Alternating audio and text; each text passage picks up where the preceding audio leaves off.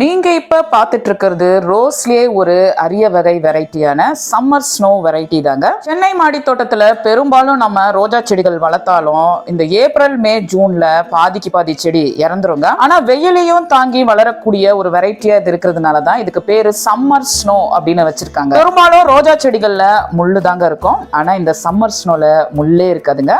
அதனால இத குழந்தைங்க கூட ரொம்ப ஹாப்பியா வளர்க்க முடியும். அதிகமா வெயில் அடிக்கும் போது அங்கங்க வெள்ளையா பனிக்கட்டிகள் கட்டி கட்டியா கிடந்தா எப்படி இருக்கும் பாருங்களேன், கண்ணுக்கு குளிர்ச்சியா இருக்கும்ல. அதே மாதிரி ஒரே செடியில இந்த ரோஜா ரகம் கொத்து கொத்தா பூக்குங்க. இன்னைக்கு பாருங்க, இதுல 6-7 பூக்கள் பூத்து இருக்கு.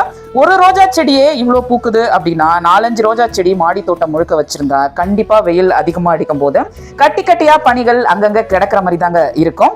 இத பத்தி தெரிஞ்சவங்க தான் இந்த சம்மர் ஸ்னோவை வாங்கி வளர்க்க முடியுங்க. இல்லைன்னா நம்ம நர்சரியில ஏமாந்து போயிடுவோம்.